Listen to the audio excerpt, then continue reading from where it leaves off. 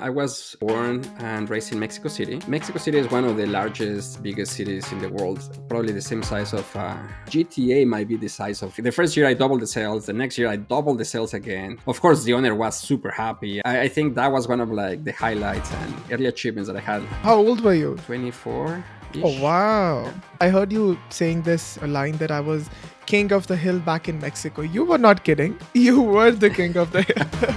I was very cocky, very overconfident because in my early 20s, like everything was going so well.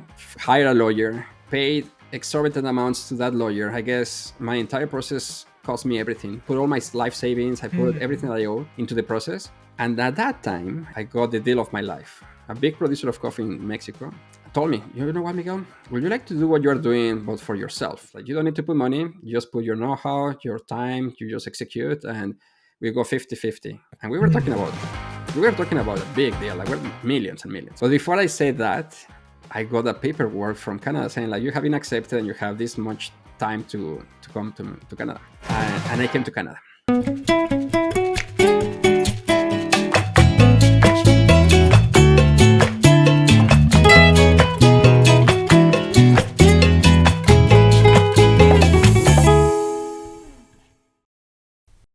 So let's get straight into introducing our guest today because there's a lot to unpack. So, embarking on a journey from CEO in Mexico to navigating the complexities of the Canadian job market, our guest story is a testament to resilience and reinvention.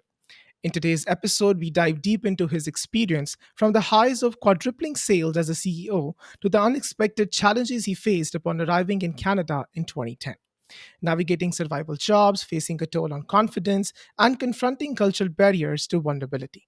He shares the transformative power of mentors who guided him through the maze of uncertainties. We explored the pivotal moment when networking, mentorship, and community building propelled him towards his Canadian dream. Beyond personal triumphs, he is the visionary behind UnstoppableMe.rocks, a career support network for newcomers by newcomers. We'll uncover how this platform is reshaping the landscape for struggling newcomers by providing resources, connections, and collaborative opportunities. And if that's not inspiring enough, he is the host of the Newcomers on Fire podcast, where he amplifies the voices of individuals who have turned struggles into breakthroughs. Get ready for insights, motivation, and a roadmap to navigate your own journey in this conversation. Please welcome Miguel Abascal. I'm super excited. Thank you so much for inviting me. Absolutely. First of all, I don't know if it's fair to ask that I think you're given multiple interviews in the past decade or since you have come to Canada, but how are you feeling by getting on the other side of the table today? Oh boy, it's funny because I feel nervous as well, and I have done so many of these in the past. But it's always this feeling of like excitement, nervousness, and yeah, I'm Yeah. very happy to be here because I've been following you and I've been listening to your episodes, and it's like, oh wow, this is a dream come true. So thank you so much. Absolutely. Welcome once again. So, Miguel, definitely in the second season, I think our listeners know by now, we are turning up the fun factor a little bit. So, I'm going to start by asking Yeah, you some fun questions. So, ready? ready. Awesome. So, first, tell me what's your go to breakfast? I will say Cheerios, honey nut Cheerios. So, is that something that you're having from a long time? Was it like a recent adaptation? What was it? I think that was something that I learned in Canada. It's I had never had honey nut Cheerios before. The cereal that I had in Mexico is not sold here for some reason. Okay. But yeah, it's I guess it's one of the closest to what I am used to. Okay. I'm just like curious. Another question just popped up in my mind. So, what is like usual the go to breakfast for people in Mexico? I will have tacos. Tacos is good for breakfast, for lunch, for dinner. Really? Tacos is good for all the time. So it will be scrambled eggs with black beans and Mhm. tacos. Yeah. Okay, very interesting. So next is share a favorite song or a dialogue or a movie and tell us why it's significant to you. Oh wow! So if it's a song, I will say it's ACDC Thunderstruck, which I love the beat and it helps me always just to uh, reset my mindset and help me just to get again into like okay, I can do this. Hmm. If it's a movie, it's a Matrix, just Okay. because I feel that I need to be awakened constantly. Hmm. from either the system or either my own mindset, but I am constantly questioning myself. Is this what I want? Is this where I need to be? Is this purposeful? Does this Okay. align with my goals? Hmm. So yeah, like, sometimes I go very philosophical, but the matrix helps a lot. Hmm. Okay. Very interesting. So is that something that you go back to often, or is it like once in a watch you just watch it?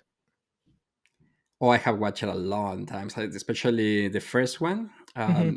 Yeah, probably 3 or 4 times a year, Oh just wow. to Okay. uh, just to help me. Yeah, I don't know. I find it very relaxing. By the way, it's not the action and everything. The bullets and everything is fun, but Yeah. it's about the story behind it and and I guess the concept of, is this reality, or what is reality, Hmm. or perception. Yeah, it's, I'm telling you, we can do an episode of like the philosophics behind it. I definitely like they get your mind running, right? That okay, what's happening? What is actually real? So I see what you are saying. Yeah. Okay. Um. 100%. So next is if you had to teach us, one phrase or any words in your mother tongue, what would it be and what does it mean? On my mother tongue. Let me take a second. Sure. Yeah. Okay. It's similar to my grandma used to tell me a lot, um, to be polite and diplomatic, Mm-hmm. and uh, I guess in Spanish it says that, uh, and it's exactly almost as literal as in English. It's like honey attracts more bees than vinegar. Okay. So yeah, I guess you wanted to say it in Spanish. Yeah. Tell us, like, how do we say that? Oh yeah, it will be like la miel, which is honey, La attrae, mel. which Okay. is la miel. Yeah, it's similar to French in a way. French. So la miel atrae más abejas que el vinagre.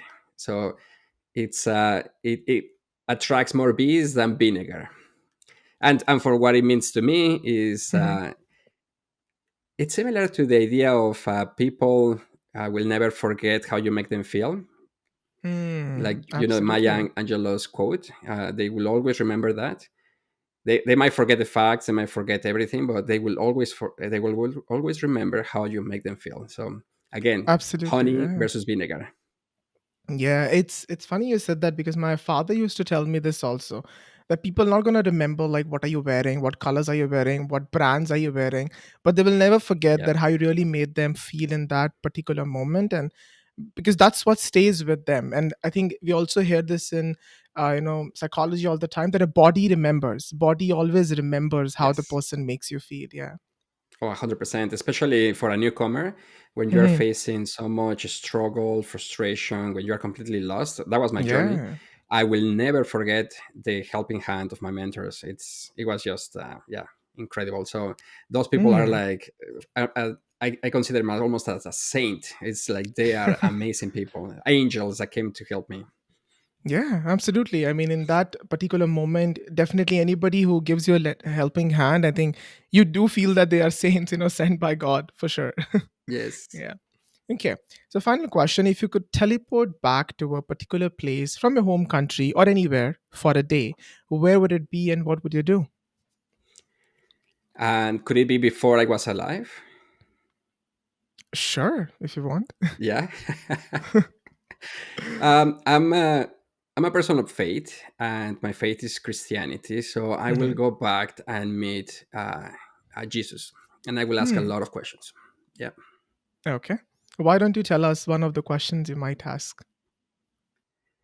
Oh boy, I will say, the again a little bit more philosophical. But I will be like, what is the purpose of all of this? Hmm. In a way, like, and also, the unconditionally, factor of love, Hmm. and yeah, like, it's what is success at the end of the day. And like, of course, everything's like a test or feels like a test, but then, like, the journey itself, like, yeah. And of course, the classic questions about like why these things happen to people, that, um it seems unfair, or it seems like different. So, Hmm. so many questions, but we will have a really good, coffee chat for sure.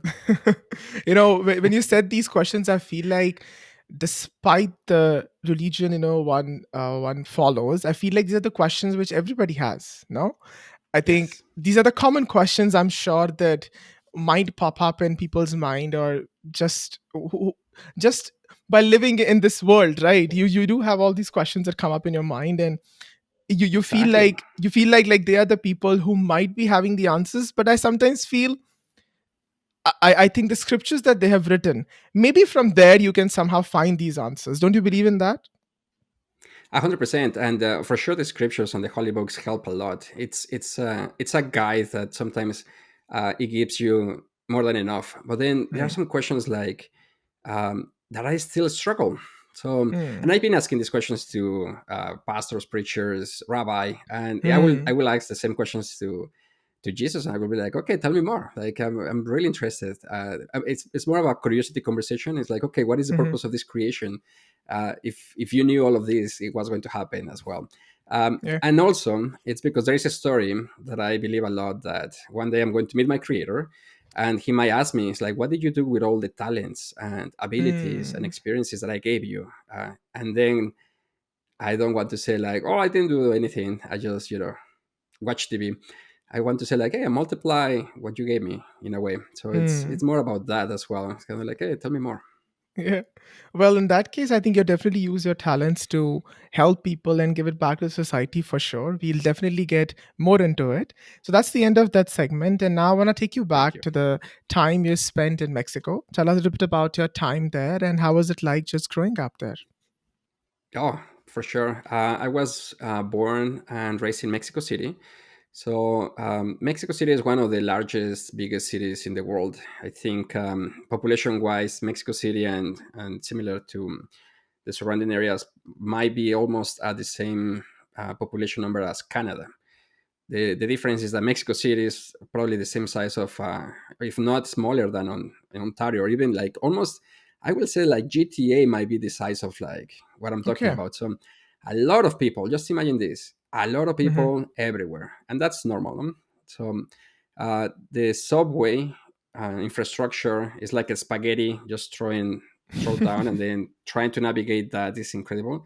So uh, from my early years, I remember a couple of things.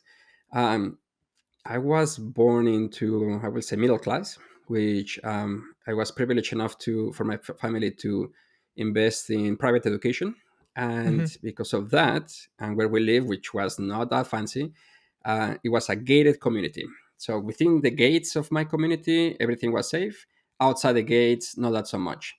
So I remember where I was living that outside the gate was the park. There was a big park where a lot of children will be playing, but I was not allowed to go there Mm, because again, something could happen.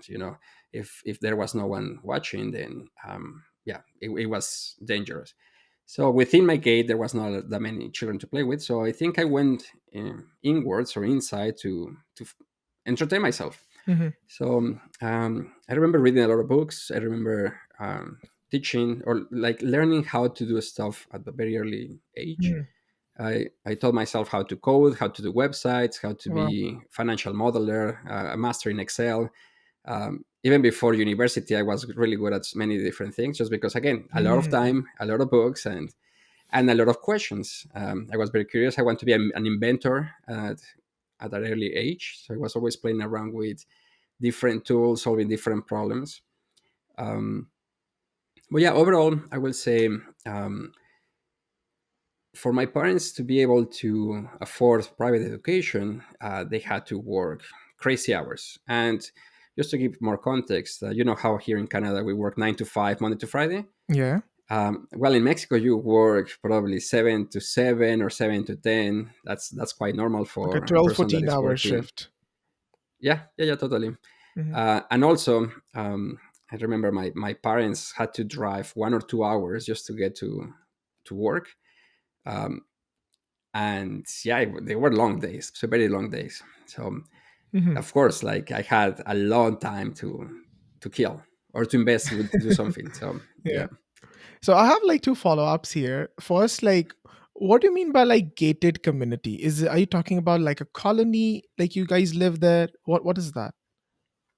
Yeah, so just imagine a street. of houses, and then you have a probably 30-foot tall gate with spikes on each side, Okay. and you can only enter to that community with a, I guess, with a garage opener. Okay. And once you are in, you close the gate, and then again is that just that street. Hmm. Okay. Okay. Yeah, And the other thing you said that you taught yourself, coding and many other things, always an overachiever. So who was like your inspiration at that age, like that in your early years, formative years? yeah. So remember back in the day, the Y2K, that the world was going to end because the computers are going to switch to 2000, and then everything was going to be forgotten and Okay. lost. Yeah. Um, so before that, there was like probably 3 or 4 years of preparation, and it's like, oh, 1999 is going to, be the end of time, Yeah. and it was interesting. So back in that time, also the Matrix came out, so I was fascinated from day one Mm. on that movie, and that helped me a lot just to say like, oh, let's look into computers and let's look into different programs. And yeah, I started to like do research, and I was one of the fortunate and privileged ones to get internet almost not Mm. from day one, but like very very recent, early in the years, especially for Mexico. So yeah, always was very curious to know like what's next, what's going on. Okay. And the first thing that happened with the internet, it's websites. It Yeah. was your opportunity to have for everybody to see what you were doing. So I did a lot of projects, I did a lot of like different things, um, and then jumping into university, and talking about the coding and website. Oh boy, I that was kind of like an explosion of me of my entrepreneurial skills. I became a social entrepreneur, and I was trying always to solve issues, especially from a social perspective. And then through my skill set, I was doing really well. Okay. I want to also walk us to the point where you actually got into the coffee company and became the CEO. But tell us like what Yeah, even led you to this career? How did that happen? I'm sure there must be like a story behind it. yeah, 100%. I think one of the things that shaped me was that in my private school, I was bullied. In this private school, I guess I was not rich enough for the some of the students that went to that school, Hmm. and of course, my mom and my parents taught me to always respect people, like the golden rule: treat others as you want them to be treated. No, Yeah. so I will always treat with respect a lot of people, and then I was always puzzled. It's like, why people don't respect me back, no? And of course, I was always like, at some point, I was mad because it's like, hey, I have nothing against you, and you're always like on my case. What's going on? Hmm.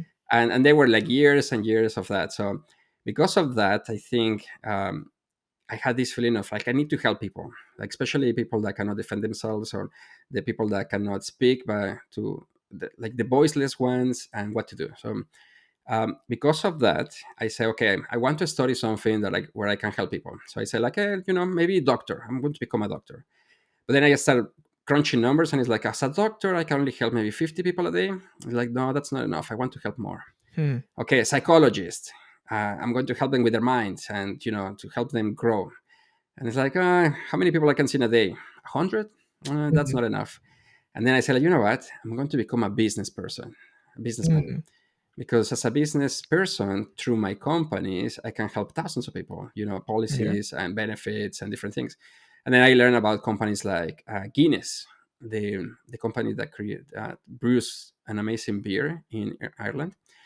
They back in the day, because it's a very old company, they had benefits even better than the ones that employees today will have, like in Google or Apple or Microsoft. Hmm. And I was blown away how that company created so much goodness around it, just because people and employees were so loyal and loved the company so much. Like, hey, you know what? I'm going to do the same. I'm going to become an entrepreneur, a businessman, and through the companies, I'm going to help people. So I decided to study international business. Hmm. And back in the day, Mexico City was not that safe. So my family decided to move to another state, which is called Veracruz. And that state, the population of the city where I live, almost the size of Toronto, like 2 million people. Okay. Um, and in that state, I study at university. Um, uh, And in that university, I studied business. I did really well because, of course, once you know why you are doing something, once you have that why, then there is Yeah. nothing in your way. You become unstoppable. Because 100%. if that's something that I always tell to newcomers as well, like if your why is not strong enough that makes you cry, then you need to ask yourself again why. Because if not, when things hit the fan, when things get very busy or difficult, then of course you're going to stop and not continue. So Yeah. again, study university, finished. Within the university, create so many different projects, initiatives. Um, I created one very quickly about helping seniors be recognized and empowered and respected. Because I don't know other countries, but in Mexico, once you become a senior, you become forgotten and sometimes Mm. abused.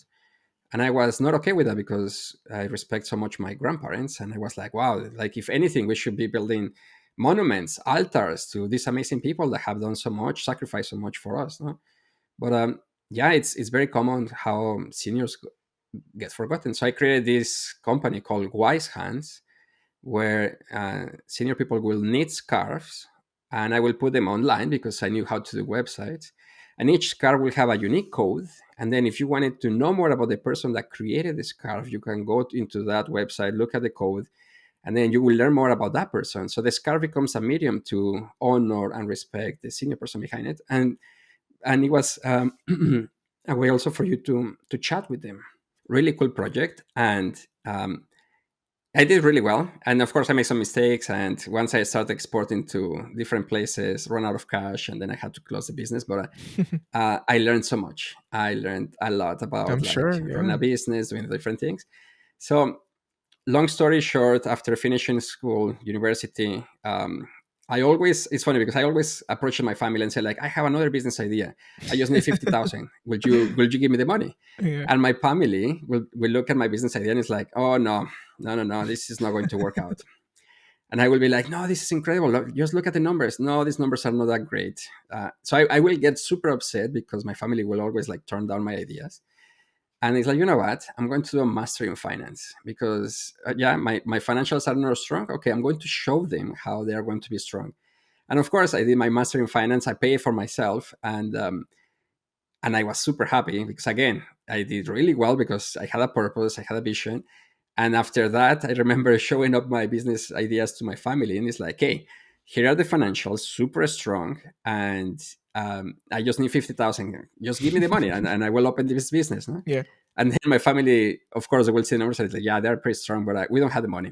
So, yeah, long story short, I, I guess I out of challenge, I will say like I became really good at numbers and Mm. financial modeling and all of that. So um, that helped me along my way. So to answer your question about how I became a CEO of a coffee company, it was when I was doing my master's degree. One of the professors told me, you know what, I'm going to move out. I'm right now managing this company. I'm going to move out, and I would like to. I think you have a strong potential to apply for this role. And I thought it was going to be sales manager role. And it's like, okay.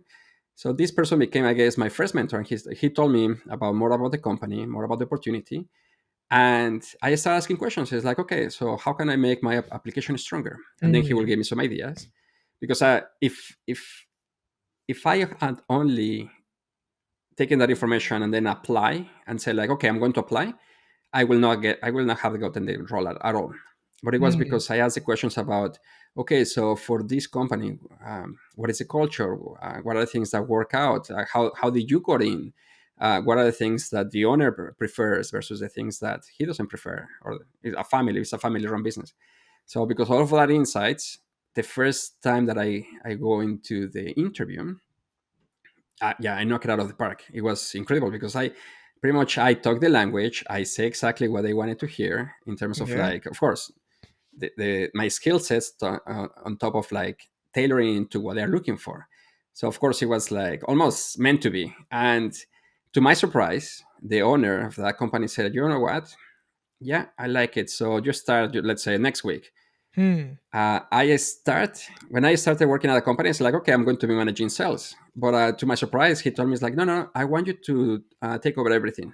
Hmm. And he was like, what are you talking about? Like, yeah, yeah, take over like production, sales, marketing. In fact, you, he had like different companies. I want you to manage this company plus the other two. And it was pretty cool because my original plan was like, okay, here is my plan on how can I double your sales. Hmm. But at it was super cool when I was like surprised with like now I'm managing everything. It was like, wow, I'm in my 20s, and then more than 30 people reporting to me. uh, People that are twice my age were saying like, okay, what is this guy going to teach me, or yeah, how is this guy going to lead the team? Like it was a lot of that too. Hmm. But to the surprise of everybody, is I'm quite resourceful, and if I don't know an answer, it's like, okay, give me some time, and I will go deep. And um, and long story short, within 4 years, yeah, I quadrupled. Like the first year I doubled the sales, the next year I doubled the sales again. By the time that I finished, like I remember that company used to sell, let's say, 500 kilograms of coffee, just to put a number. Hmm. I ended up selling 12,000 kilograms a month. Like, so that Oh was kind of like the wow. growth was exponential. Of course, the owner was super happy and everybody was super happy. So, yeah, I think that was one of like the highlights and early achievements that I had. Like, How old were you then? 20, I will say, what, 24 Oh ish. Yeah. wow, pretty young. So Yeah. when you were, I heard you saying this, a line that I was king of the hill back in Mexico. You were not kidding. You were the king of the hill. Tried I was multiple very cocky. businesses, tried so many Yeah. things, and yeah, go ahead. You think you were pretty cocky? I was very cocky, very overconfident because in my early 20s, like everything was going so well. Of course, I was like, oh, you know what? Like my next project, I'm going to just nail it. It's going to be awesome.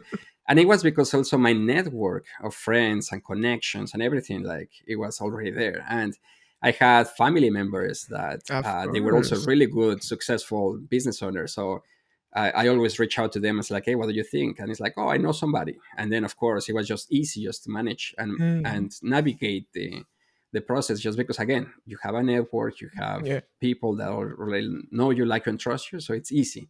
But yeah. you're right. Like I was really, really overconfident. Well, I think when all these things come your way, sometimes it happens. I think definitely you. I think especially like when you're at a younger age, you're not able to like kind of differentiate when to actually being humble and when to be just accepted as a gift, so to say from God. But definitely when you came to Canada, things didn't humble you. But I want to get into before we get into that, I have a couple more questions, which is Yeah. definitely tell me something that people might not know about Mexico that you would like to share. Oh, I will say Mexicans are lovely. Like majority of them, they are like incredible human beings, super open. They will see you once and you're part of their family. So I love that. Of course, there is the bad ones, which is not a big number, but of course, because of that, then you need to be more like safe and you need to be streetwise. And Vigilant, yeah. yeah, like it's quite not that simple. But my recommendation is like if you go to Mexico, go with somebody knows, or go to places that are more touristic. Don't go into like by yourself and into the places that you should not be there because of course it's looking for trouble. Something that you might not know about Mexico is that we have, I will say, hundreds, if not thousands, of different dishes that are incredible, like flavorful. um, yeah, it's a paradise in terms of food, in terms of relationships, in terms of family. If we can have the safety and the organization structure that we have in Canada there, I will move there, no problem at all. Hmm. So whenever I'm going next, I'm asking you for my itinerary for sure. Yes, yes, yes. And you know what? It's like, okay, go and stay with this person, or like here is the safe way. For example, something Yeah. that you might not know in Hmm. Mexico is that there are safe taxis and taxis. So what does Okay. that mean? Yeah, Yeah. you should never take a taxi out of the street, for example, Okay. because it could be a fake taxi just looking Hmm. for express kidnap you. What does that mean? So every time I marry a French Canadian, a lovely, beautiful French Canadian. And every time I explain these kind of things to her, she's like, "Oh boy, and you were raised like that?" It's like, yeah, it's that's normal, right? Yeah. So a taxi could be faked in the street. Therefore, you should always call a central station, or you should always call different places. Even Uber, sometimes Uber Yeah. have also fake Uber drivers. So again, if you take an Uber in Mexico and the guy that is driving is not the guy that is on the app, do not get in. Hmm. You Okay. never know what exactly. It could be somebody stole the phone and they're just trying to get the other person. It's thinking about always looking over your shoulder. Mhm. So moving here, I totally forgot about that. And every time I go back to Mexico, people know that I'm not from there anymore. Even though I Mm. speak the language, I might look alike. They immediately, within seconds, they can see like, oh, this guy is a foreigner, or this Mm. guy has lived outside, because the way you walk, the way you do everything. So Okay. yeah. I I think I got the scoop for my trailer, so thank you for that. Tell me, I don't know at Yeah. what point or where this thing fits, which I'm going to ask you, but I did read that you were also an avid beekeeper. Is that Yes. true? Where did Yes. you were talking about your grandma telling you the example of that bee.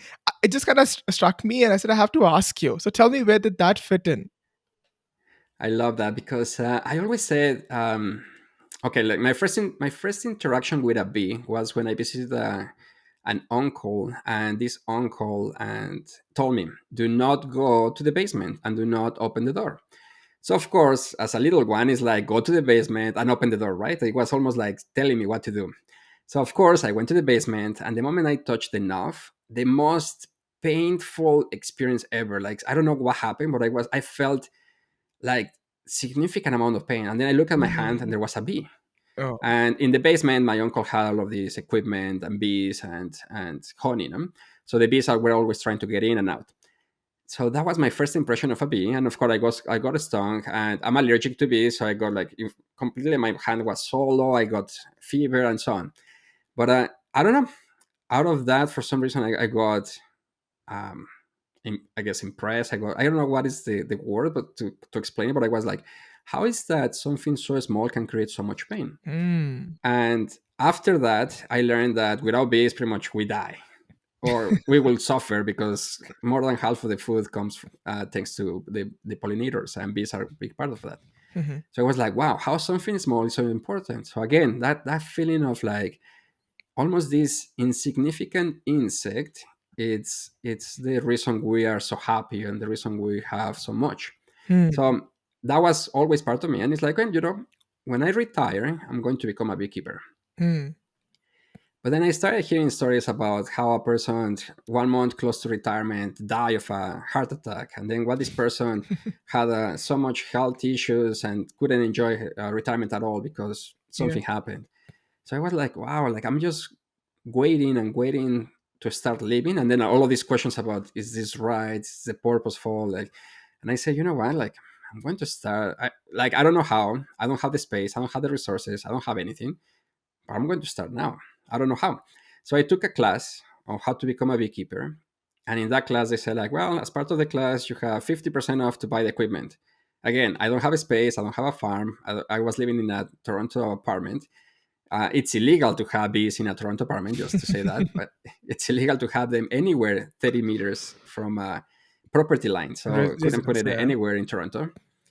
So it's like, okay. But I bought the equipment, and it's like, okay, I'm going to buy it just because I don't know how, but I'm going to figure it out. Uh, Before getting the equipment, I was able to find a farm, and then I put my bees on the farm. And of course, learning through trial and error, which is the most expensive and uh, I guess slow way of learning. I reach out to some mentors, I reach out to different places, and it's like, yeah, I was able to learn more, but I became a beekeeper. Like well, my first years, I will say I was not a beekeeper, I was a bee killer, because for some reason or another, my bee hives will die. Maybe because I put them in the wrong place and they got frozen. I didn't put the safety equipment in the winter, and then some mice got in and ate everything. Oh no. Yeah, you name it. Like it's so there are so many predators, and there are so many things that you can just they can just die. Yeah. So again, something so um, sensible and so important, or Hmm. I guess forgotten, or people don't think about them. And there is a lot of confusion because they see a wasp and it's like, oh, this is a bee. It's like, no, it's a wasp. It's a very different animal. A wasp is carnivorous. A bee is vegetarian. A Mm. wasp will get you several times and don't die. The bee dies. So, oh, we can talk about another episode of the importance of bees for sure. I love it. I Yeah. love it. And I guess I just love the fact that it is so important. I think we need to pay attention. Again, I don't know. It's this feeling of like helping the little one, I guess. Mm. Okay. But my takeaway from this, definitely a lot of like information to share about bees and wasps, but my takeaway is not to wait for retirement to do what you really Yeah, desire to do. And people do that. I think I've seen my elders do that, who have waited for the right moment to come and then do yeah, the thing that they desire. I think this is the right moment. You have to start right now and go for it. yeah. Don't wait for the moment to happen. So that's my takeaway. That's a very important message because there is never, there will never be a right moment to start doing the right thing. Yeah. It's there, like there is this saying about the right moment to do the right thing is always right now. So uh, I I always remember that newcomers tell me, like, once I'm more settled, once I'm more established, I'm going to start helping people. It's like, well, actually, you can start helping people now. Right now, Uh, yeah. you don't need to wait. You just do, because you are one chapter ahead. You are one step ahead of somebody else's. You might be not happy with the job that you have right now because it's just an entry level or whatever, but there are a lot of people that don't have a job, and they would love to hear your experience and feedback and ideas. Some people might just need to practice the elevator pitch. So again, you can always help someone. To do the right thing, there is always the right moment, and the right moment is right now.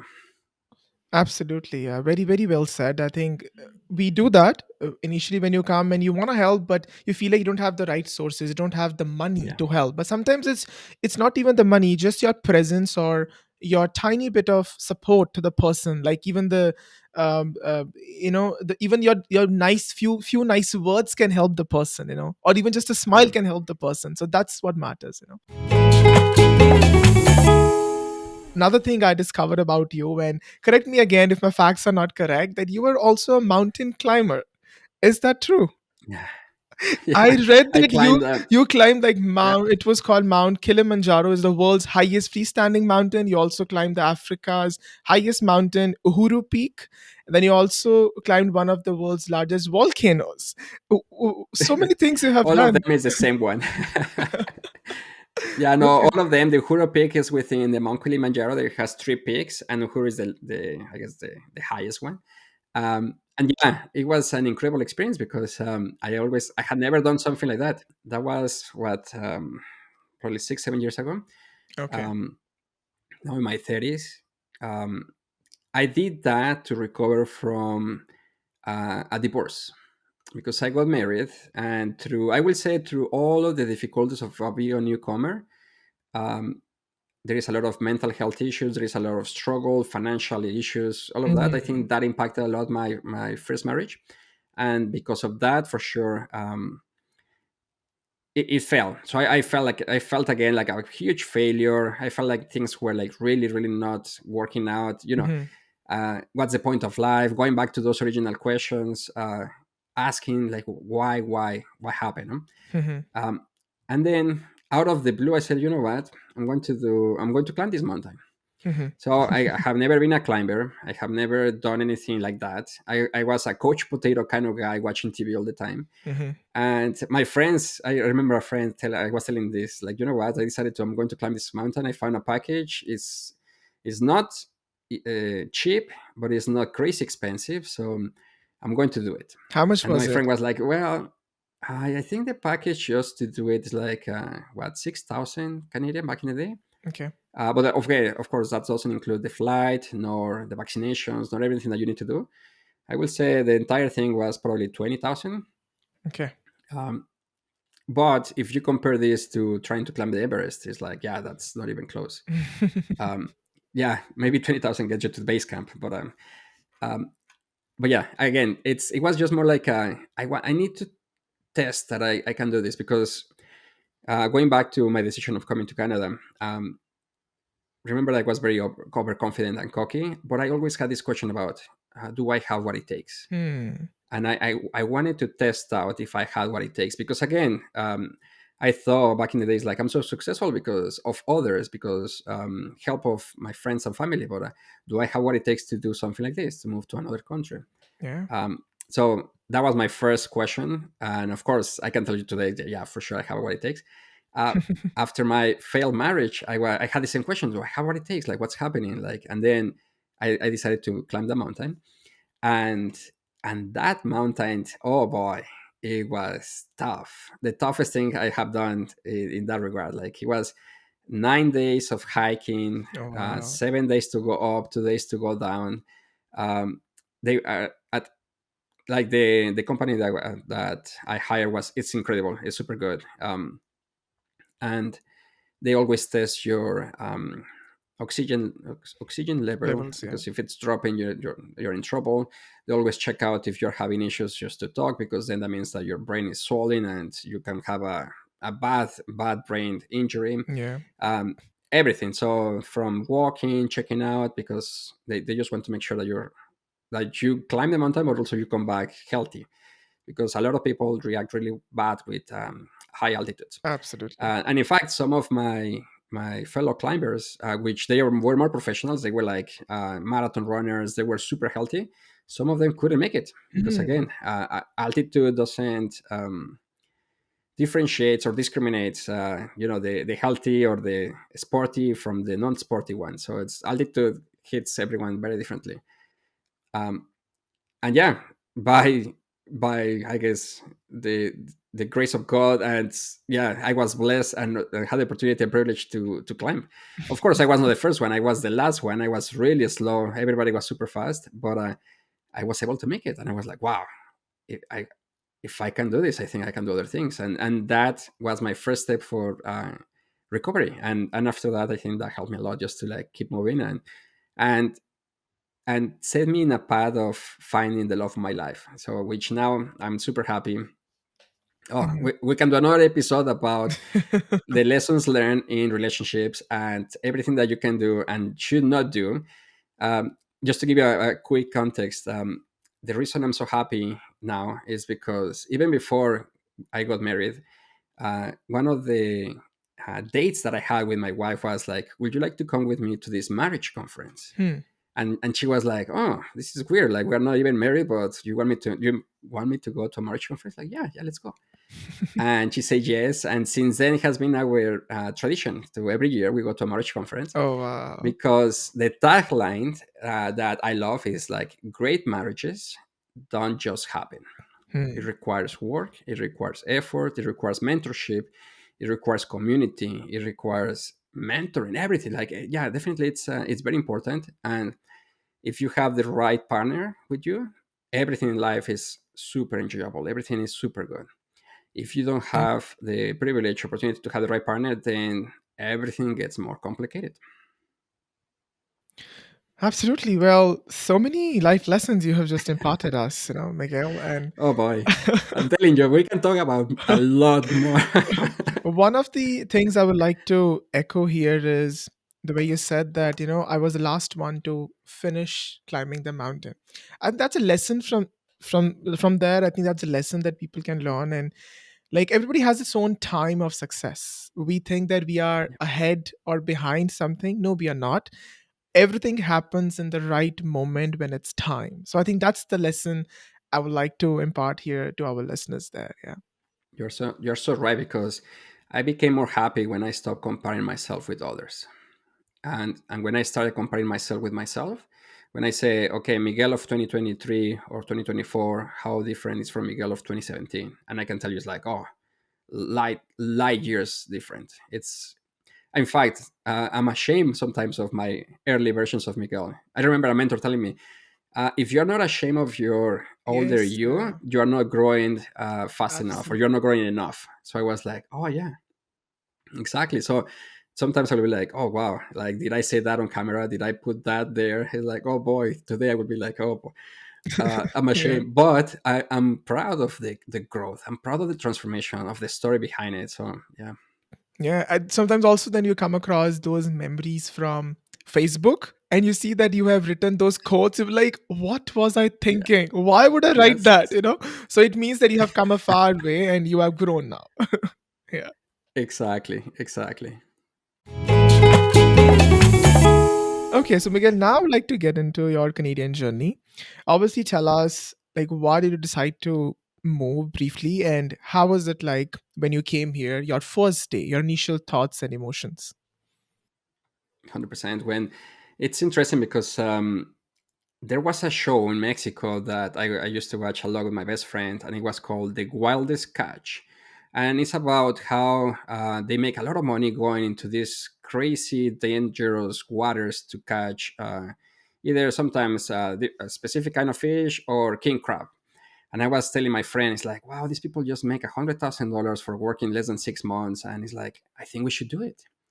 It's like, like they are always looking for people, and for some reason. And of course, this show is more in Alaska, but I was like, like, have you seen these options? And I started doing my research. Of course, my family never allow me to do Allowed. something like that because success rate and survival rate is quite questionable. But in my mind, I was like, okay, the north, and Canada. So just to give more context, I used to live in front of the ocean. So imagine palm trees, coconut. Imagine a sun rising in the ocean. Imagine like a beach, a warm, Mhm. like the eternal summer. And even with all of that, I was always looking for a colder environment, always looking for mountains, lakes, and forests. So, yeah, for some reason, I was misplaced in a way. So, looking for my place.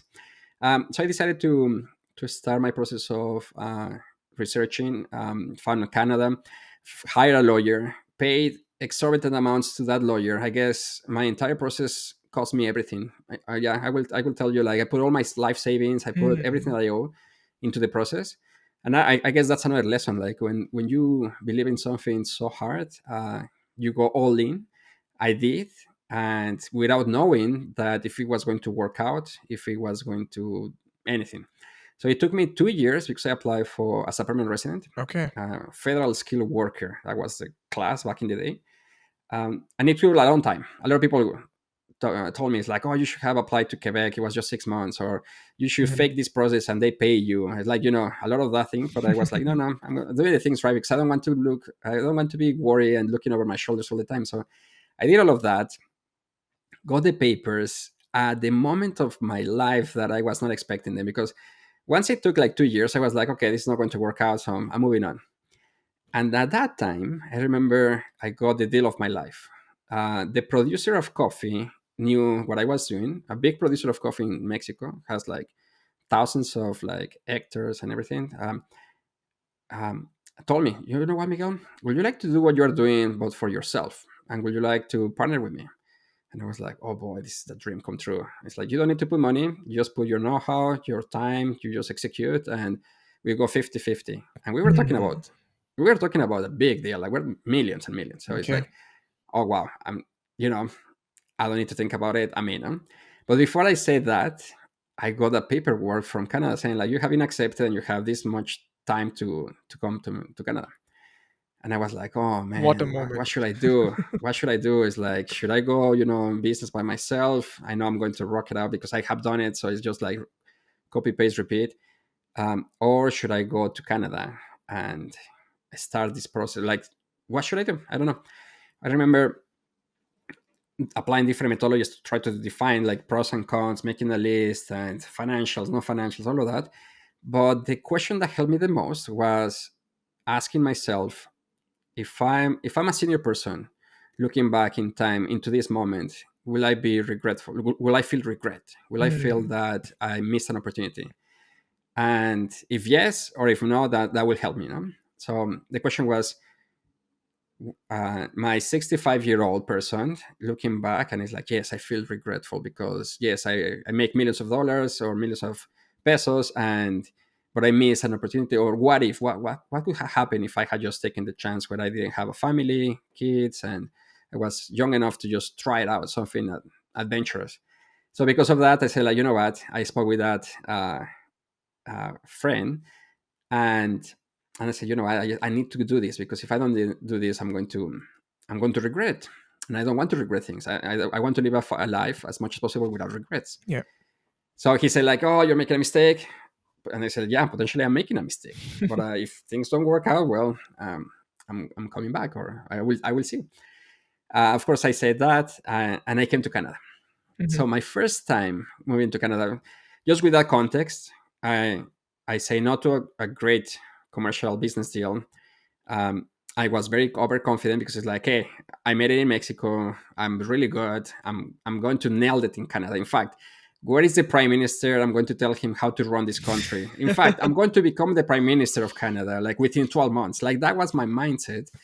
I take the plane. My plane gets delayed, and it's like, in my mind, it's like, I'm going to arrive. There is going to be a red carpet, photographer saying, like, Miguel, Miguel, we were waiting for you. Where have you been? Like, in my mind, playing all of this. Yeah. And then my plane, I guess, is the last one of the night. It was like, there was no one in the airport. uh, I was nervous. My English was not that fluid, so I was like, in my broken English, trying to figure out, okay, where should I go. I was crashing a friend's of a friend of a friend of a friend's couch, which I didn't have a telephone number. I didn't know what to do, like how to take the subway. Everybody was picked up. I was the last one on that terminal, and it's like, oh man, that's when reality hit me. It's like, middle of the night. uh, how can I go, or where is everybody, or like, who can I call? Yeah. And yeah, so by by a miracle, I was able to find out. I was looking, some people that were getting into a bus, and it's like, okay, if they are taking a bus, I'm going to take the bus. I don't know where the bus was going. Like, it took me forever. Finally, I was able to land and arrive to the friend of a friend of friend of a friend's couch. I stayed there for a couple of weeks while I tried to figure out my next step. um, and I was completely, that's when I felt the most overwhelmed and confused, and everything, it was a blur. Like, those first 6 months, every day I remember having a headache, because I Mm. was pushing myself so much. I was trying to pay attention 100% of the time to everybody. I was trying to understand different accents. I was trying to understand how people communicate. I knew English. I understood English, but I was not able to speak it that fluid. Therefore, some people thought I was not smart enough, or whatever. Um, I was able to land first survival job, because my that's another thing that happened to move into Canada. You need to have some savings. I didn't have those savings, because I gave it to the lawyer. So I told my grandma, could you please, loan me this much money, which was like probably like 11,000 or $12,000 back in the day. And she said, like, yeah, for sure. So the moment I came to Canada, I pay back the money to her, and it's like, okay, I'm going to start. So I really was literally running out of money, not a lot of experience. I was applying online even before I came to Canada. No one even invited me for an interview or replied or anything like that, because my resume was wrong. Everything was wrong. And I took my first survival job.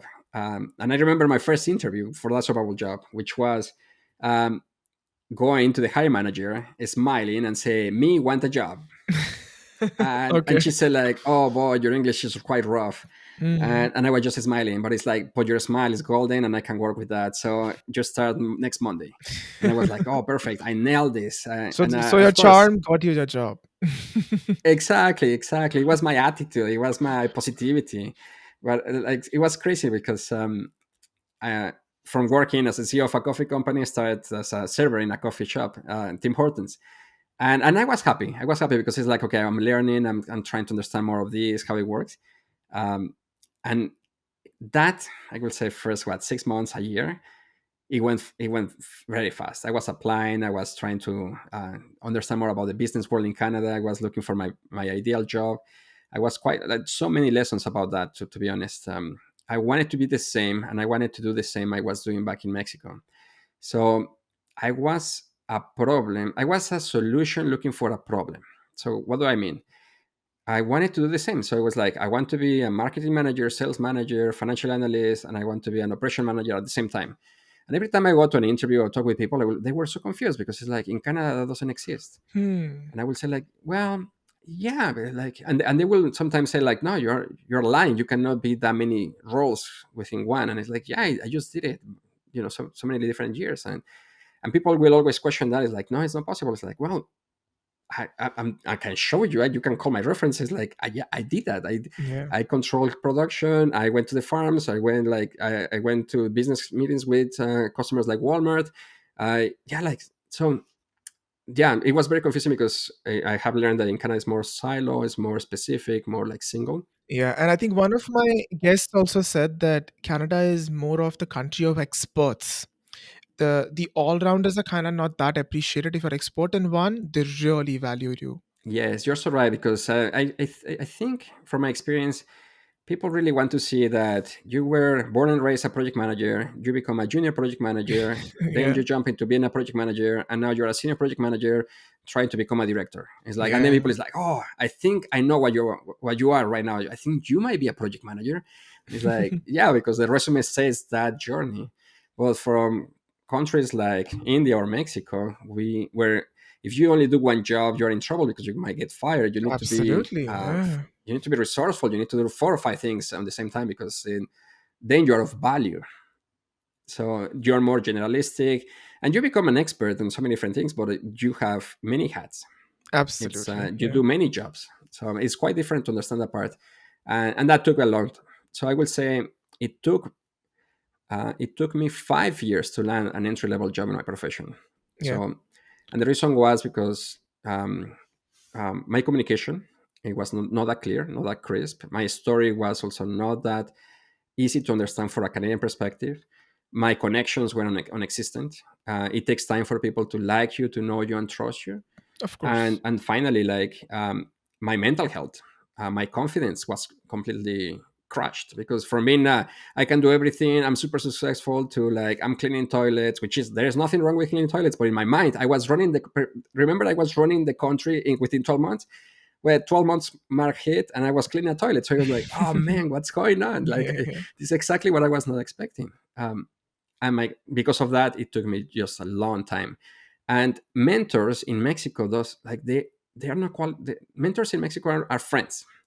So when people say like, oh, you need to get a mentor, it's like, what is that? Like, people helping you for free? It's like, I don't believe in that. Like, there is a catch. Like, all of these feelings of like, but why will that person help me? Like, yeah, if I'm not paying, yeah, it's weird. It's very different. So yeah, it's like trusting the process, opening up. Also, I was raised to believe that when you um, that you don't share your weaknesses, you don't share your issues, you yeah, don't wash dirty laundry in public. So of course, when everybody says like, "Oh, how is Miguel?" "Oh, Miguel is perfect. Miguel is doing great. Oh, I'm nailing it. It's amazing." But inside is like, "I don't know if I'm going to pay my rent this month. I'm paying my rent with my credit card because I don't have enough cash." Like all of these issues, of course, create a lot of mental health pressure, which impacted my confidence, my happiness. I became depressed many times, yeah. just because of the process. I want to just go back to the time in that initial 5 years. Yes, you did. You said like you worked at Tim Hortons, you did various construction work as well, I believe. You worked in customer Yep. service, various sales positions. You also said you cleaned toilets. Tell me about a time where you were actually at your lowest, Miguel.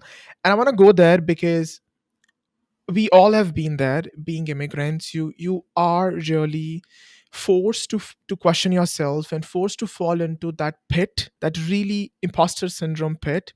I want you to tell me about the time where you were in that pit, and how did you pull yourself out of that, or what was your driving force in that particular moment? Oh boy, I think I went through that several times, several bits. But let's start with the first one. Once once things were not working pretty early in my journey, I said like, okay, this is. I think I made a huge mistake because friends in Mexico, executives, friends in Mexico, they are doing great, opening businesses, and I'm here. I'm again comparing myself with others, so that created so much pressure. And it's like, oh, by now I should have done this. By now I should have a house. By now I should have a Mm, car, and that pressure. So um, yeah, every time I will wake up and it's like, did I make the right choice? That was what always on the back of my mind. And that day I will go to, let's say, Tim Hortons or different restaurants or construction, and that day will be working, but also thinking, what should I do? And applying. I was always applying for the jobs that I wanted, but either getting interviews, failing at the interview, or never getting a response, or never getting feedback.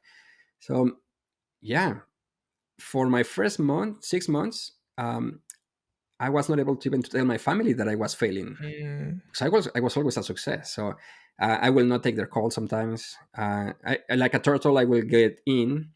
After work, I will just sleep until the next day, because I didn't want to do anything. I didn't apply sometimes at the job interviews because what's the point? Or um, yeah, I didn't feel confident. I will go to the job interviews. I remember being completely like, from a physical perspective, showing very low confidence. So I will say my first crash, within 3 to 6 months, I was like completely devastated and not able to share, because again, you don't share your stuff with Mm. others, like just and I didn't have friends in Yeah. Canada. So that process, yeah, it took a long time. But how I got out, um, many different steps. But the first one's like, in terms of mindset, I started to be more grateful. Even though I was not successful, I'm grateful that I'm here. I'm grateful that I'm able to try it out. I always had this mindset of like, okay, if A didn't work, let's jump to B. And sometimes I will finish the alphabet and start again, just because different. I was testing and trying different things, trial and error, trial and error. Um, the the part that cured me, in a way, I will say, I will use the word cure, because um, my mental health, or my depression, everything that I had, it was gone after I started helping people. Mm. So even though I was a disaster, and people don't knew or didn't know about that, I was a disaster inside. I was just always like, okay, I'm going to help people. Like, I don't know. Mhm. So I remember once going into a networking event, talking with people, and two people from Colombia told me, Miguel, in the last 20 minutes, I have learned more than in 2 years in Canada. Would you like to be my mentor? And I was like, oh, I Wow. cannot be your mentor. It's like, why not? It's like, I'm a huge failure. Like, it's 5 years to land an entry level job in my profession, and I guess other people can be a mentor. In fact, I can refer you to other people that are more successful. No? But then they told me, like, no, no, no. What you told me is exactly what I need. It's like, Mhm. okay. So I started doing that, and through mentoring people and chatting with them, something clicked and something different. Sorry, through helping people and mentoring, something changed in me, and I was just focusing on the other person instead of focusing in my issues, my problems. Self, yeah. Instead of magnifying what I was feeling and what I didn't have, I focus on what I have and helping others. So that was the first one. And volunteering, I started just volunteering everywhere. I give my time, and instead of like wasting my time of like, oh, I should have done this, or this didn't work, or like, instead of like feeling pity, I was just like moving, moving, and testing, and turning rocks upside down, just to see what was there. Mhm. And that changed everything after that. So I can tell you, uh, I have never felt that again, just because my focus is not inward. My focus is more like outside, and that's my approach to networking as well. Is like, it's not about you being interesting. It's Yeah. about you being interested in the other. It's not about, let me sound professional, let me sound impressive, let me sound amazing. No, it's Yeah. about, let me ask you questions because I'm curious to know about you, Absolutely. and how can I help you. And I think Zig Ziglar said that you can have anything you want in life as long as you help others get what they want in life. So it's Mm. like, oh, Love okay, that. that's easy. So I apply that philosophy as well, and so like since then I've been helping people try to get there faster. So when I heard you talking in one of your interviews, you said that your mentor taught you to how to talk to strangers. Tell me that what did they teach you and what did you learn from that? Yeah, totally. A couple of things. I thought I knew how to talk with people, because as a person from Mexico, you talk with anybody and it's fine. But I learned that talking in a different language, my personality changed. I was more, if I speak in Spanish, I was vibrant, I was curious, I was happy. But the moment I switched to English, my whole personality changed completely. I was like gray. I was not sure. I was always thinking maybe I'd say the wrong thing. Mhm. So one of the things that I remember from this mentor specifically was just just be yourself, just be genuine, just like embrace it. And a lot of things that happened to was that at some point I was very, I will say, um, at some point I was not that sure about my accent, Hmm. because I will speak with people and people will not understand me. So I thought it was me. Hmm. And at some point, I remember in Tim Hortons in the drive through saying, like, I'm sorry about my accent, but how can I help you? Hmm. And this person told me, it's like, do never apologize by your accent, like for your accent. In fact, let me tell you that the reason I come to the store is to listen to you, because you have a very sexy accent and you just made my day. And I was like, oh wow, that's super cool. Like it helped me a lot, because now I felt proud about my accent. So Absolutely. um, all of this to say, it's the way we communicate is so important, because it builds your confidence or it destroys your confidence. And it's so, I guess it's so different, because in my own language, you are who you are, but in a new language, I guess you're becoming that new person as well, because you cannot use the same words are different. So yeah, in a way, my mentors are like, embrace it, just own it, just go with People will love it because it's different, and it shows also that courage of you, of your story, in a way. So and that's why, like, the purpose of your podcast is lovely, because exactly is right. Like, knowing people's beneath that accent, or understanding their journey, is like super important, because it's what drives us, it's what makes us, it's what makes Canada a beautiful place, just because of Yeah. that.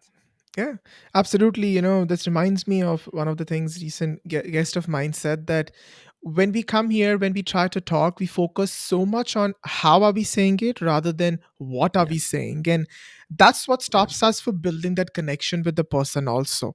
And then you start questioning yourself that, did I say it correctly? Did I pronounce it correctly? But the thing is, that doesn't Yeah. matter. As long as you're able to articulate your thoughts properly, that's enough. You nailed it, because if I'm focusing on, oh, I made a mistake, say my mind is like, oh, Miguel, oh, that was dumb, I did it again, and then like thinking all of this inner chat, I totally forgot what the other person was saying, and it's like, okay, now what should I say? I need to be smart. I need to sound professional, and it's like, again, Yeah. all of that. But if I only focus on, hey, how can I help you? Then I don't hear anything anymore, because I'm just focused on, okay, maybe this person just needs A, B, or C, and I can focus on that. Miguel, now I want to pivot towards your time in 2015. And I say that because you have said that there is so much power in the community. And that's where you started the Unstoppable Me That Rocks in 2015, I believe. And it is a career support network, which you said it's for newcomers by newcomers, where you are helping struggling Canadian newcomers find meaningful employment faster. I want you to tell us Yes, about the inception of this idea, and where can people even join the mission, or people can just join this community where they can help them. 100%. So from that experience of having two people from Colombia saying, like, would you like to be my mentor? It's like, okay, let's try it. Let's see how it works. Uh, that weekend, the next weekend, the two became four. Then the next weekend, four became eight. Hmm. At some points, I had like 16, 20 people showing up to the coffee shop. And I was like, oh, what's happening? Like, people were just coming because people were referring others to, like, oh, you need to hear this guy. Or like, we were talking about a specific topic. And then that creates a movement, that created um, a community. Hmm. And at some point I was like, oh, I guess this is something, this is working out, like, I'm happy to help, and more people are showing up, and more people need to listen to my mistakes, or listen to people's mistakes as well, because a lot of people share their successes, but they don't share the journey, or they don't share the struggle or what's happening. So I'm very honest, I'm very transparent, I'm very like, hey, this is how it is, and this is what happened. And people love that, because they learn so much, and they try to avoid those mistakes, just to like, okay, somebody did it, I might as well, I shouldn't. But um, talking with people and talking with their stories, like, I noticed that common denominator within our stories is that no matter what, every newcomer that I talk, and every newcomer in Canada, they are unstoppables. They are Hmm. people that they just keep going, that they just keep trying, that they just keep pushing. So it's like, wow, like, I think this group of people, we are unstoppable. Like, we just keep, like, we either find our way or we make the way.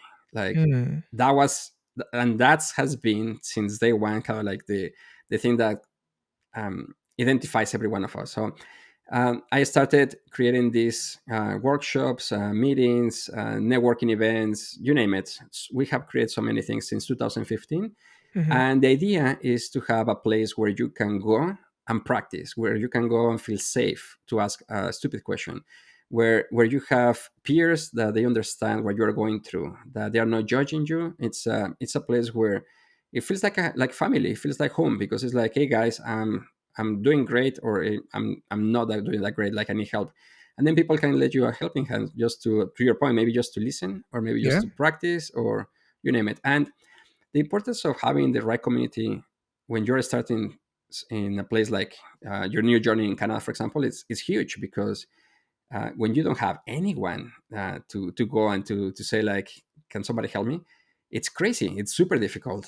Hmm. I experienced that myself. That's why it took me so long to figure out things. But when you have the right community, then miracles happen. Like things go super fast, just because people. I have not met a person that hasn't said no to help somebody. It's Hmm. crazy. I Yeah. have not met a person that is bad, that wants to help others. So I'm telling you, it's like you just need to ask for it. And sometimes it's our culture, sometimes it's our raising, how we were raised, because it's about accepting and being vulnerable and say, I need help. And then the other person will show up. So Unstoppable Me is about that. It's like that environment, that group. It's free to join. Again, it's a volunteer group. It's not even a non-for-profit. We don't receive grants from government, nothing like that. It's, again, volunteer group run by newcomers for newcomers. And the idea is just to help each other. So, and that the idea was just to help you connect the dots faster, so you can find what you're looking for in a faster way. Because yeah, I do not want people struggle the way I did. Hmm. And another thing too is that underemployment, it's a huge issue in Canada. Hmm. I believe that underemployment is like a financial cancer for our families, for ourselves, for our economies, for our nation. And my vision through Unstoppable Me and all other things that I do is that I want to see Canada underemployment free.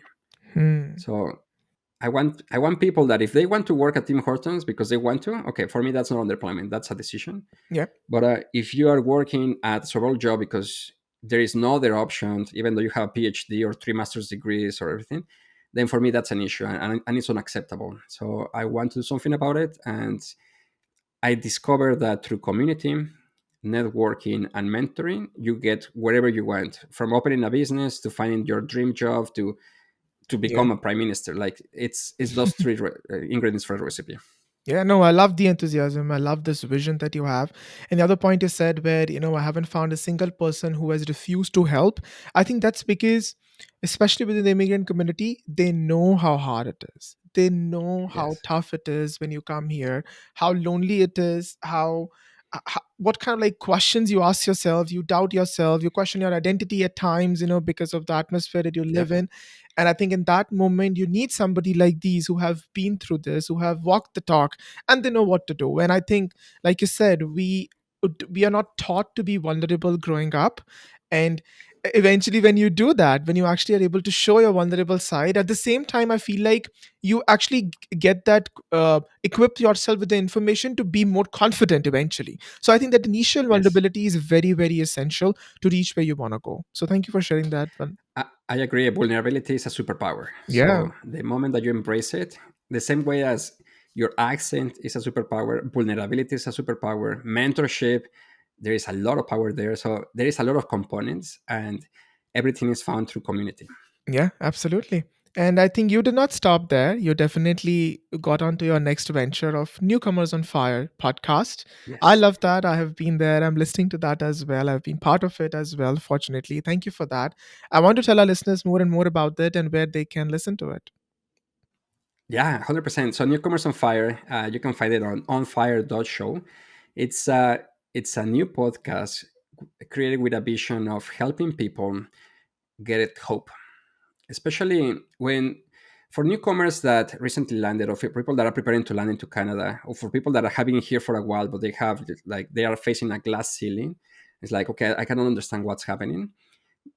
The vision is to help you through stories and through interviews with other people that have gone through similar situation. They can share you how they did it, so it's very practical advice, steps on what they did, so that you can say like, oh, if Gracis or Miguel was able to do it, I think I can do it too. And in fact, Yeah. here's the recipe, or here's the a community, because also Newcomers on Fire is a community where you can go into the backstage and talk with people and say like, hey, just give me more context or give me more information, and then that gives you a clearer idea of what to do next. Because my goal is to help people try faster, is to help people Hmm. prosper and find their way. So I always ask this question: do I rather live in a Canada full of frustrated, unhappy, underemployed people? Because if I look at the statistics from the Toronto Regional Employment Council, it says that 66% of us, we are living in that. We're living in Hmm. a world where survival jobs, barely paying bills. Some people say, you know what, forget it. I'm going to a different country because this is too hard. Yeah. So, do I want that world? Do I want that Canada? And my answer is no. I want a Canada where Hmm. people are living their dreams, living their Canadian dream. I want them to feel happy. I want to feel them generous and to be generous enough to share their time, their knowledge, their resources with others. So, and that's what happens when you get to the point like you, Russ, is like you want to pay forward, you want to give back. So and you want to Yeah. do that because you're in a place where it's like, hey, I have the knowledge, I have these resources that I want to share. The same with me. The moment that I started giving back and paying forward, my life changed for completely. I live super happy. I'm very happy in a lot of different aspects in life. And I think if we can replicate that in millions of people that are facing that, we can have that transition. We will have a different Canada. We have a richer Canada. Um, Hmm. it's sometimes it blows my mind that I spent 8 years to get to the same level I had back in Mexico. Yeah. And I say like I could have done the job that I had 8 years earlier. And I always say jokingly, and it's like, CRA, you will be more happy like for me paying you the big bucks, because for 8 years I've been paying you like, survival wages in taxes.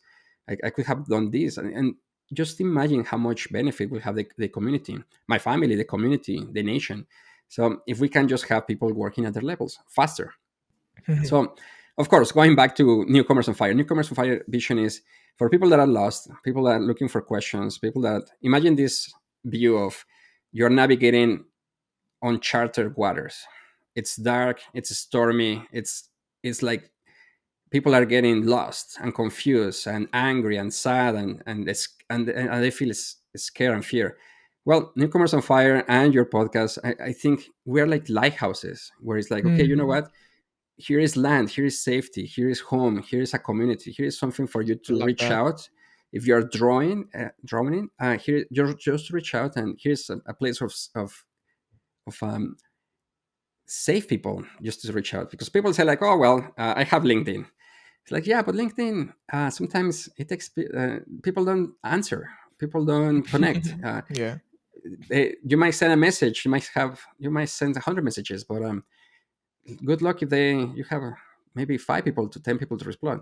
But once you have in a community of people like you, people with a similar vision, oh, response rates are completely different. Like in fact, you get answers very fast. So again, all of this to say, um, Newcomers on Fire was born just because we want to help, to give you practical advice and to help you find that what you're looking a little bit faster. Hmm. I absolutely, absolutely love the analogy where you said that imagine like getting into, you are in a boat and you're going to the uncharted waters, and these podcasts, these conversation acting as a lighthouse. It's so profound. I mean, that's exactly I wish we had when we came, right? We did not Exactly. have access to these conversations, these podcasts, these resources, which are so readily available now. And I think people must make use of this right now. And sometimes I feel there are so many conversations I can, have on this podcast. So many people I can bring on, but then people like you come, who's also have joined the mission to educate people, bring out those stories. And I highly encourage my listeners to must listen Newcomers on Fire and reach out to Miguel if you have any questions as well. I'll put the links to that Exactly. in the show notes. Yeah, Oh, thank you, Francis. Yeah, 100%. I love that we are on the same path of helping people. absolutely. Yeah. So before we get to the final segments, Miguel, is there anything that I haven't covered so far and that you would like to mention? Hmm. I think we need to make more podcasts because there is so much to talk about. For this initial one, I will say speaking up your voice is our responsibility. So, what do I mean with that? Um, it's a little bit of the origin story of the Newcomers on Fire podcast. For many years, I say, I want to do something like this, but I always was able to persuade myself of not doing it because somebody else was doing it better. Somebody else Mm. had a better accent. Somebody else speak better English. Somebody else, was more prepared. Uh, why should I do something like this? But I remember this mentor saying, like, if you don't speak your voice, you are robbing someone else's from their potential. And I was like, no, that's not possible. That's not right because I'm helping people. How can I be robbing people? No. And then it's like, no, if you don't speak up your voice, you're robbing people. Mm. And from a culture where I don't need to be that noticeable. My upbringing was from you don't self promote. So that's another lesson that Yeah. we can talk about. You don't showcase what you do. You don't attract attention because if you attract attention, it's bad. Like you need to be under the radar all the time. Like that's Yeah. the mindset, that's the culture. So uh, of course, it's like I don't need the spotlight. I don't need to be recognized, like that kind of thing. So listening to this mentor saying to me that I'm robbing people, like hit me because I was like, why? Like how? And then they explained this in a different way too because with an analogy, and I love analogies. So the analogy is this: my favorite restaurant, it's an Italian restaurant. Mhm. There is one in Jogan Eglinton, very small one, and that restaurant was where I went to a couple of dates with my wife. In fact, the first date was there as well. Um, and then the question is, imagine that the owner of that restaurant has said, why should I open another Italian restaurant in this neighborhood? There are so many. And, Mm. like the restaurant one block north is bigger, the restaurant two blocks south has a Michelin award. There are so many. Why should I do that? Well, if that had happened, that restaurant owner would have stolen memories and potentially the love of my life because I have will never met her. No? Mm. So I was like, I don't need that restaurant to be the best in the world. I don't need that restaurant to be the most important or the most significant or the most amazing. Yeah, I just need that restaurant to be the way it is. Like, Yeah. you know, because that has created in my life a lot of changes, transformation, growth, and Wow. amazing dates because it's the wine, everything just perfect for me, even though it's not the best. I don't know if that makes sense, but with that I It learned it's is. like, Yeah. oh boy, you are so right because maybe Newcomers on Fire is not perfect, it's not the best, it's not like the most or the grandiose podcast, but there is someone out there, there is a Miguel out there that this is going to help, and if it's just for one, it's worth it, it's important, it's significant. And I decided not to keep robbing people. I decided to like, okay, I'm going to speak on my voice, and I decided to become uncomfortable enough to be online, to be on video, and to share different perspectives. And it has been a tremendous success because, of course, people do love stories like the one that you're telling, Gracis, and the work that you're doing because it's important. Like Yeah. people need to know that somebody else did it. People need to know that this is possible. So my message to everybody, my last words will be speak up your voice, talk, give, because you are always in a position to give uh, and to help others, and don't say like once I'm in a better position, because you're already in a better position. You're very privileged. Like let's focus on gratitude. Let's focus on the things you have, not on the things you're missing, Yeah. and that changes everything. Love that. Love that. And once again, I loved your analogy of Italian restaurant. Very well said.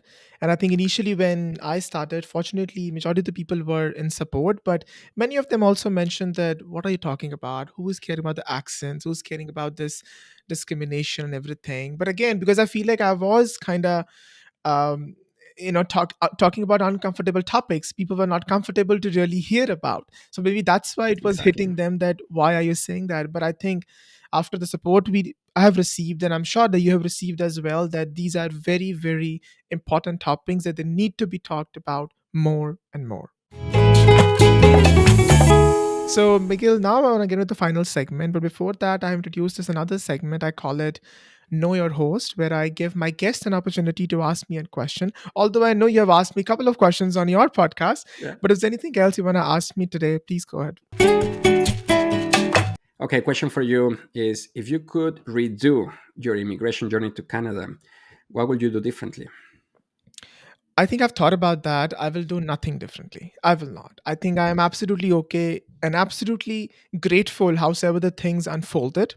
The only thing, one tiny thing would be I will tell my younger self, the person who came, Gurasis who came the initial months, that work somewhere, like, even if you get like 2 hours a week, just to work somewhere. Because to be honest with you, I was so occupied with my studies because my college was 5 days a week, and Yeah. even on the weekends I was just going to the college for the group meetings, group projects. And I absolutely love my program, and I feel like my program is what prepared me to get into the workforce.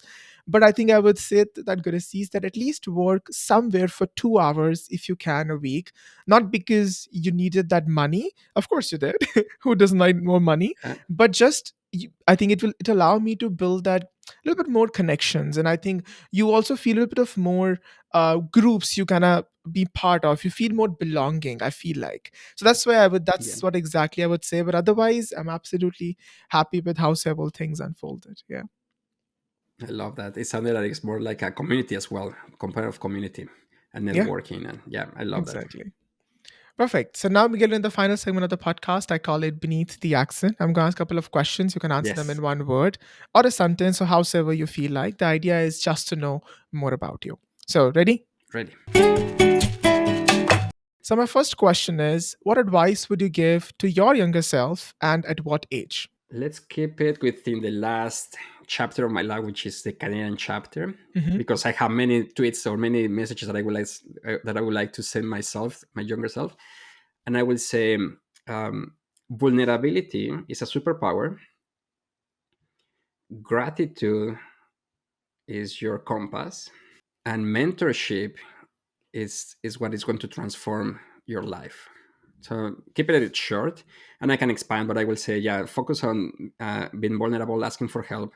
Focus on gratitude, because there is no point in comparison with others. That's a waste of time. It's impossible to compare with others, because so many different factors. Just compare with yourself. And mentorship, there is power in mentorship. But to get to mentorship, you need community, you need networking. So you need to learn to those two skill sets. Oh, and lastly, the skill that is going to change your life is to master information interviews. So that part is like, if you can focus on mastering information interviews, then you're going to be really good at networking, then you're going to be really good at community, then you're going to be really good at mentorship, at navigating either job promotions or opening businesses, you name it. Mm, great answer. And what advice would you give to your, not advice, like what would you like to say to your 60-year-old self? Oh, I have questions for my 60-year-old self. Yeah, I will say, how did you find harmony? Because the question, why I have that question, for me, harmony is success. For me, like, success is not financial. Like, that's an outcome, that's a symptom, that's something that happens just because you're focused on the right things. But harmony is, in this world where there's so much and so much distraction and so much flashiness and things that are quite golden and distracting you from what is important. Yeah. Harmony is like doing the right things at the right time and giving the right mindfulness. Hmm. So, for example, being a father, being a husband, being a business person, being an employee, being a friend, being a brother, like putting all of that into the right moment, right time, and the right mind, like the right share of wallet in your mind, kind of thing. So it's sometimes it's almost impossible. Sometimes it's like, Mm. oh, you need to sacrifice something for other things. So, but no, Yeah. harmony is huge. So again, how did you go to that? Because I'm envisioning my 65 or older self I was able to accomplish. So it's like, how did you go there? Like, what were the steps? Like, tell me more about it. I just need to do it now, no? Because I'm so. Sometimes I get myself into, like, I want results fast. I want the microwave solution. It's like just 30 seconds and I'm there. But no, it's like, what can I do? Because that comes with discipline. That comes with mindfulness. That comes with oh, again, another episode on, let's talk about harmony. But by that age, I feel like you would be able to learn how to tackle all that, right? But keeping that Yes. in mind, what would you say? Like if it's not a question but like a statement to your 60-year-old self, what would you say? Oh, okay. I will say, did everything I do was worth it? Again, another question. I guess I talk with questions. I Okay. know. I will say something like, I hope this worked. Or like, yeah, like, I hope the outcome of this was meaningful or significant. Or I wish I knew better, but this is with the information I had, I did all of this. So something like that. Okay, we'll go past that. Okay, tell me about Yeah. one dish from your home country that always brings you nostalgia. Oh wow, mole. Mole is like an Indian curry, well, Mexican curry, Mhm. which is made with so many different spices and so many different ingredients. The reason it brings me nostalgia is because my grandma used to make it by herself and and scratch. So it takes hours, sometimes days, to make it, and it's delicious. It's quite flavorful and quite complex. So sometimes people ask me, can you describe yourself with one dish? I will say mole, just because of that. It has so much, and it tastes so different whenever you try it. And yeah, it's beautiful. It's amazing. It's my go-to and my recommendation if you want to taste some Mexican cuisine, mole. Okay, perfect. Tell us about your first friend that you made in Canada and how did you meet them? Oh wow! First friend in Canada was at church. Okay. Um, I started going to a church, and just by being genuine, by being myself, I was not looking for a job at church. I was not have a hidden agenda or anything like that. I was just like there just to listen to the sermon, to volunteer, to whatever. And I think that freedom allowed me to be myself and be genuine, and that helped me to create a great relationship. And then, without looking for it, that friend became pivotal to for me to have my biggest career promotion in my Canadian experience, like in That's my Canadian incredible. journey. Are you still in touch with them? Yeah. Yes. Yeah, okay. Perfect.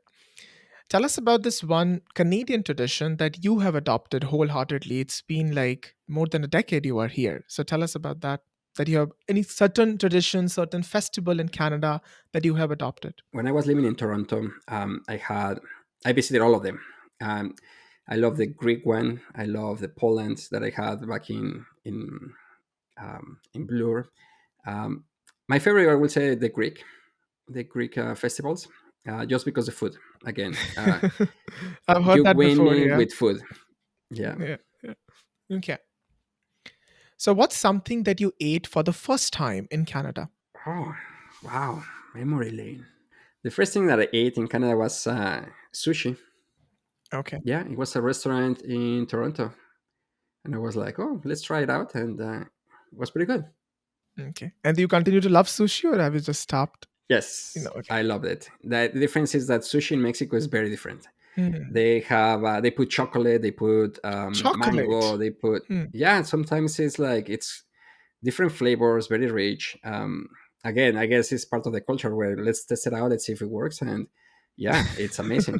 Again, imagine sushi with mango, imagine sushi with pineapple and different flavors. So, of course, the restaurant I went, it was more Japanese, and the flavors were just straight. Very authentic. And I was like, oh, exactly, very authentic. So I was like, oh, and that reminded me of a trip where I went to Japan, and I was like, yeah, it tastes like Japanese sushi. So yeah. So, my next question is if you had to describe yourself as any creature, what would it be? Wow, these questions are quite cool, Gracie. If I can describe myself as a unique creature, I would say it's a combination between a dolphin and a turtle. Why? Why? I know a dolphin is quite smart, fun, and social. A turtle is more like introvert but very wise. So I guess that will be a perfect description of what I am. Very unique answer I've got. Okay. If you had to create this one law that everybody has to follow, what would it be? I will reuse a commandment from a religion, which is love others as much as you love yourself. Hmm. And I think that it's if people were able to do that, or if people did Mhm. that, there, in my opinion, there will not be wars, there will not be issues, because if I love you as much as I love myself, which a lot of people love themselves a lot, uh, Mhm. then we will live in a world full of love. Yeah, absolutely. Great answer. So describe Canada in one word or a sentence. I will say Canada, it's a lovely struggle once you make it. Absolutely. Yeah, I Yeah. can relate. Yeah. So finally, if you could leave me with one piece of advice, what would it be? Oh boy, I see you as a mentor. So if I can give you a Oh piece my of God. advice, yeah, my piece of advice for you is you are focusing on the right thing and you are doing it at the right moment. Um, my question is, can you do more? And Mm, I know it's not a piece of advice; it's more like a challenge. And potentially the answer is yes, potentially the answer is no. But it's why always focus on more, because growth mindset. So it's like, what else is out there for you? And if you can, if you have done all of this with so little, I'm just wondering what else can you do, which is impressive, mm. and I would like to see more. I actually love that. That's a great way to uh, push me to push my own limits, to go Yeah, beyond my limits. That's a great way to say that. But once again, it's Miguel, so you can expect a question from a question. you're That's so an right. interesting Like, it's funny because my mind goes to the questions. I don't know why, but you're right. Like, growth is found outside of comfort zone. So if you are Yeah. comfortable right now, awesome. If you want to be comfortable your life, awesome. But if you want to grow, let's get uncomfortable. And Okay. yeah, Yeah. so of course, like, it's pushing the limits. Awesome. So finally, how would you describe your experience of being on this My Tech Accent podcast? My own experience being here, I loved it because I have never shared so many different things I talk with you. It's one of those things where it was also, I felt therapeutic in a way. I felt therapeutic in a way because some of those questions were like, oh, you're right. Like, I think now everything connects. Like, the reason what I want to help people, the reason that I do this, like, everything had a reason. So going back to the question of if you didn't want to change anything, the answer is very similar to me, because I didn't want to change anything, just because my struggle became my journey, and now I'm helping people because of that. If my journey was perfect, I will not be helping people. So maybe Hmm. there was a way, and there is a why, and there is a way of all of this. The importance of it. So yeah, it's one of those things that is like everything has a purpose. Yeah. And for people like you, I'm very happy that you are listening to to the message in a way that you're listening to yourself, like you're listening to inner God, and say like, yes, let's do it. So yeah, I'm super happy. And for me, being in this podcast has opened my eyes to be like, maybe I can do more, maybe I should be doing more, because just following, just looking at your example is like, oh wow, yeah, there is so many ideas I can do better. Yeah, well, that's amazing to hear. Thank you. Thank you for being on the podcast and adding value to my listeners, Miguel. Thank Oh, you. thank you so much for inviting me. Thank you, thank you.